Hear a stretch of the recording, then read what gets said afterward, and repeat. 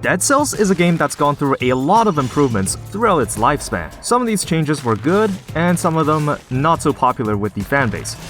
However, I'm the type of person that just kind of goes with the flow. There hasn't really been an update change that I was really opposed to, but today I wanted to talk about some of the changes I would still like to see in the future of Dead Cells. Now, of course, this is mainly just my opinion. I trust that the game developers know much more about balancing the game than me. So without further ado, here are 4 things that I think Dead Cells should change going forward. The first up is a revamp to the Scarecrow Fight. Now, as you're all pretty much aware by now, if you've gone to the Scarecrow Fight at least once, you'll know that it's extremely frantic, and honestly, it's kind of buggy at the moment, and I definitely think it needs some quality of life changes. For example, in the game Binding of Isaac, there is a boss called Gemini which chases after you. However, after a while, he will rest for a bit to kind of, give you a chance to get away and prepare yourself. Now, I think the Scarecrow Fight could use something similar because the boss is just always frantically chasing the player around the arena. And I think there should definitely be like an animation where it's kind of catching its breath to give you a chance to fight back. I know the 5BC boss has a phase where he does that, so I don't see why they can't program it for the Scarecrow. Now, in addition, the Scarecrow's attack speed changes twice throughout the fight, once at around 50% and once at around 25%. And I think the game could use some way to telegraph the change. I know the Giant does it when he enters the second phase.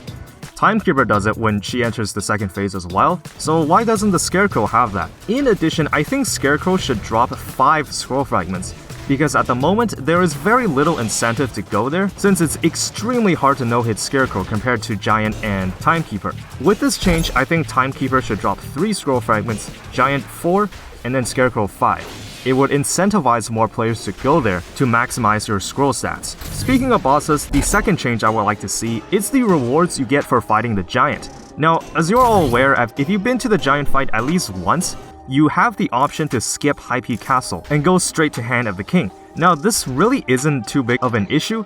The problem is that if you skip High Peak Castle, you're basically getting the same amount of rewards as if you didn't skip it, because if you go to High Peak Castle or the Distillery, you're getting 2 scroll stats and then 2 dual color stats. Now, it's very rare that a dual stat scroll will be in your favor, so basically, if you go to High Peak Castle or not, or if you choose to skip it, you're basically getting 2 scroll stats either way, which means that I think when you skip High Peak Castle, there should be a reduction on the rewards you get, because the benefits of going to the Giant is just way too good at the moment. If you want my opinion, I think the game should just get rid of the 2 stats you get. You will be unlikely to go straight to Hand of the King because it will put you at a pretty significant disadvantage. And I think it adds more to decision making from the player's part, so you would only skip High Peak Castle if you're already doing extremely well and you don't need the 2 scroll stats. If getting rid of the 2 stats is too much, then at least get rid of one of them, because at the moment, there's just way too many benefits from going to the Giant. And on top of that, he gives you the most amount of scroll fragments when you beat him.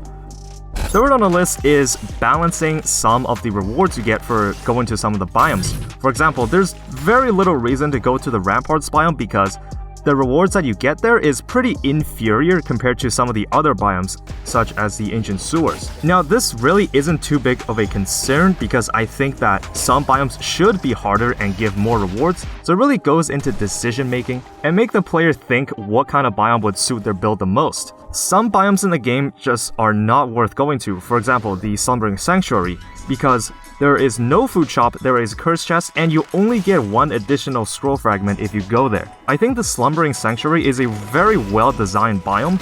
I would just like to see it get rebalanced so it would incentivize more people to go there. And lastly on the list is more survival support. Now, time and time again, you see these types of polls on Reddit or on YouTube or anywhere else. Now, I'm not trying to say that survival as an archetype is a bad playstyle, but these polls, I don't know, I'm seeing something here. See, it doesn't matter in the end that survival players get more health, because this game, Dead Cells, rewards you for not taking any damage at all. Namely the 60 kill doors and the no-hit bosses doors. Even if you take a single instance of damage, you will lose out on these benefits. Now, printing very slow weapons in 2.3 doesn't exactly help with this, because the slower the weapon, the more likely you're going to take damage. I think we definitely need more survival support tools to help mitigate damage. I think the focus should not be about damage reduction, but rather on damage prevention. For example, Ice Armor and Crusher as well as the Cocoon, I think are extremely good survival tools because they prevent you from taking damage at all.